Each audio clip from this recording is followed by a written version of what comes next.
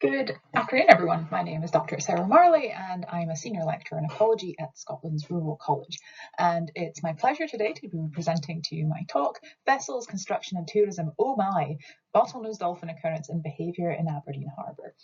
Now, I'm afraid I do have to start with an apology, and that is that there's actually not going to be any construction covered in today's talk, frankly because I ran out of time to do it. So if you come exclusively for that, my sincere apologies.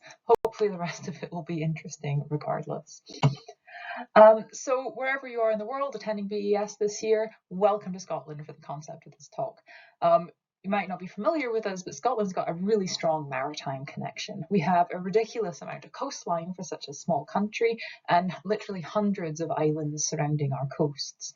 As a result, we have a really big sea area. It actually represents a good proportion of the UK economic exclusive zone. And even if we try, the hardest that we can get from the sea at any point in our country is only 65 kilometres. So unsurprisingly, the ocean plays quite a big part in Scottish culture and in many of our industries. And so more traditionally, that's kind of found in our folklores, for instance, the stories about selkies, seals that transform into beautiful women. Nowadays, it's kind of taking a slightly different dimension. We've got a really strong aquaculture and fishing component in our maritime industries. And of course, there's always the appeal of some other aquatic beasties as well to tourists and such like. Now, coastal tourism is a growing feature of the rural economy in Scotland. It counts for about 14% of all tourism in the country, and that counts for both locals and visitors. So a big chunk of the Scottish public go to the Scottish seaside each year, and a large proportion of our international visitors do as well during their trip to us. And so as a result, marine tourism is generating hundreds of millions of pounds each year, and it's employing a fair chunk of people, particularly because these people are in rural areas where there might not actually be a lot of other employment opportunities. However, those opportunities do tend to be quite seasonal and short-lived. Now, where I'm going to be talking about today is our red star on the map up in the nose of Scotland. This is Aberdeen, so just to kind of orientate you a little bit. Now, because tourism is such a big part of what's happening in Scotland, we've unsurprisingly had some various government policies and things around it. So some of these are the National Marine Tourism Strategies. I do apologise for the names of these as well, because you've got the video and you can see my eye roll as I present them. We had Awakening the Giant from 2015 to 2020, which is aiming to initially kickstart this growth in marine tourism. And now we've moved in, coming almost to the end actually, of Giant Strides, which was further contributing tourism's economic contributions to Scotland. However, we're going back to the Aberdeen area. There's actually quite a lot of maritime activity happening around there already. So we've zoomed in now to around that red star in the northeast coast of Scotland into the city of Aberdeen, third largest city in Scotland. You can see that we have got commercial ferry routes coming in and out of our main port in Aberdeen Harbour.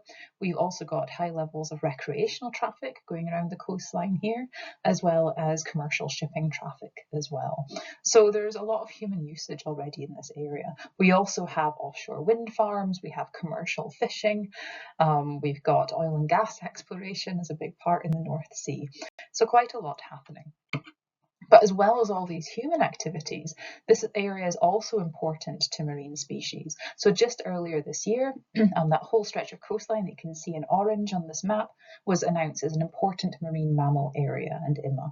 And part of the qualifying criteria for this was our bottlenose dolphin population, which are a small and resident population found in that northeast corner around Scotland, typically stretching from Inverness in the north down past Aberdeen towards Edinburgh, but they have been seen even further afield than that. And there's around kind of 250 of these.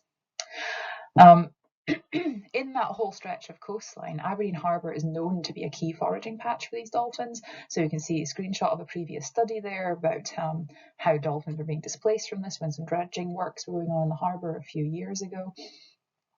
And it's thought that about half the population does come and forage in Aberdeen at some point, although that is based on a few years ago, that research. Now, as well as being important to the dolphins, Aberdeen Harbour also has all those human connections too, right? It's one of Europe's most active ports. We have several thousand vessels arriving each year, and as a result of that, the harbour has recently expanded and opened a new southern harbour too. It provides a lot of oil and gas support, as well as support to renewable energy industry. That new harbour now has facilities for cruise ships to dock, and just recently, in the last few years, there's also started having dolphin tour vessels operating out of the harbour too.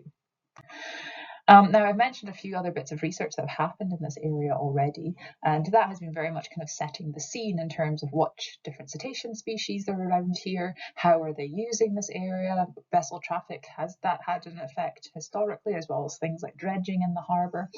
And unfortunately, a lot of this research is already kind of becoming a little bit out of date. It's been over a decade since some of the recent papers have come out, and the coverage and the focus of a lot of marine research has gone from more of a specific area to broader patterns, and rather than using dedicated survey effort, there's a greater reliance on citizen science, which is all great, but we still need to fill in some of the gaps that are results due to this. We need to have some dedicated surveys. We need to have them very set times when we know we're going to capture the animals there and to answer specific research questions. So the aim of this project was to kind of kickstart marine mammal research again in Aberdeen Harbour and investigate environmental and anthropogenic drivers of dolphin occurrence and behaviour within the harbour. And this was built very much on two student projects, Iona, who completed her honours project last year, and Nadia, who studied this for her master's. So the methods that we used were following on those protocols that have been employed by previous studies to make sure that we can compare between the now and the then.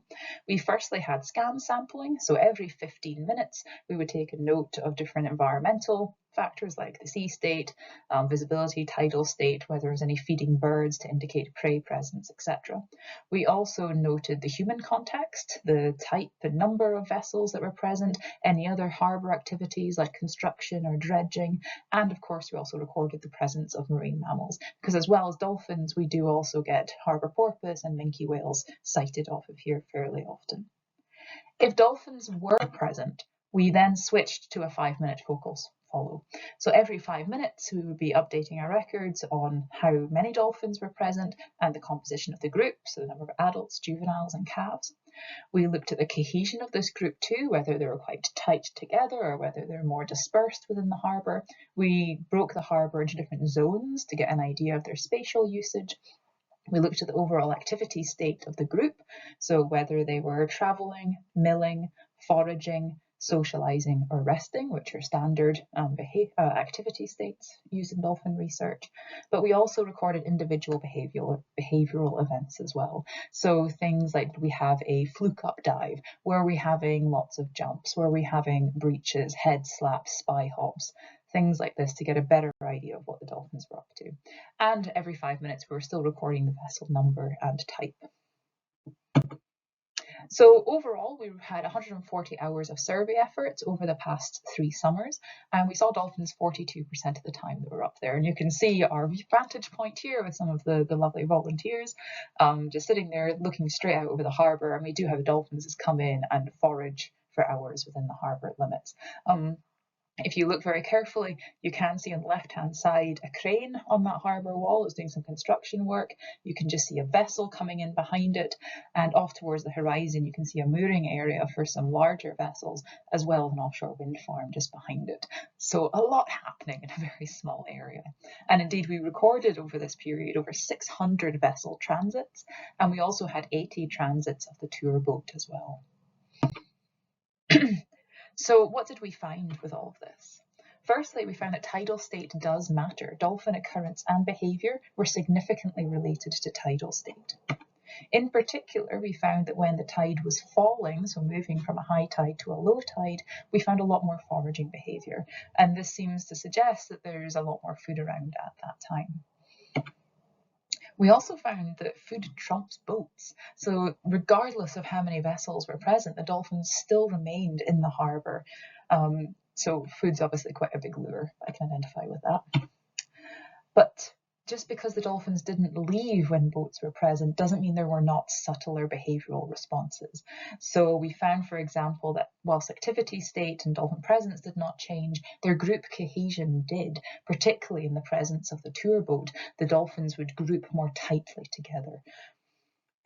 And finally, we also found a change in their diving activity when tour boats were present. We found that there was a higher amount of this, and whether that relates to an escape response by having a vertical avoidance of a disturbing factor, or is it something completely different? Is it actually that there happened to be more food around at the same time and they were diving to access it? It'd be interesting to study a little bit more. So overall, what this all means is the dolphin occurrence within Aberdeen Harbour seems primarily to be prey-driven. And whilst the dolphins do have a degree of habituation towards vessels, it's also still important to consider these subtler behavioural responses. And this is particularly true given all of those terribly named tourism expansion strategies that I mentioned earlier, because growing tourism is a key strategy for Scotland. We have national targets that the country is aiming to meet in the next few years. So we have to start questioning how this can be done sustainably. And so that's why understanding the drivers of dolphin occurrence, why these sites matter to them, how they are using it, is going to be really useful context for us going forwards in terms of managing the marine environment. So what comes next after our first 3 years of research? More fieldwork. So we'll be back out there next summer, continuing to add more data into this pot. And now that we've got some preliminary information, it's really going to be good to kind of shape our future research questions. So particularly what I mentioned earlier about that diving behaviour, is this linked to foraging? Is it linked to vessel avoidance? Having a closer look at these behavioural events and collecting more data on them should be very illuminating.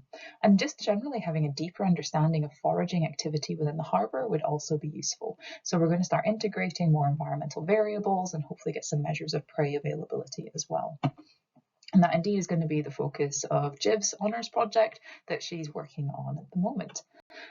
Another future research might even get around to doing the construction bit of this that was not mentioned, but let's not dwell on that. Hopefully you found this an interesting peek into dolphin occurrence in Aberdeen Harbour in Scotland. If you'd like to know any more about our research or even volunteer to come up with us next summer, please shoot me an email. You can contact me on Twitter. I'll never be able to deal with X, really must move to Blue Sky. And you can also look at our aberdeenmarinemammals.org website as well. And I would like to thank very much all the volunteers that have come out and helped with this research over the last couple of years. And we'll just finish on a nice picture of my fluffiest volunteer to see us out. Thank you so much.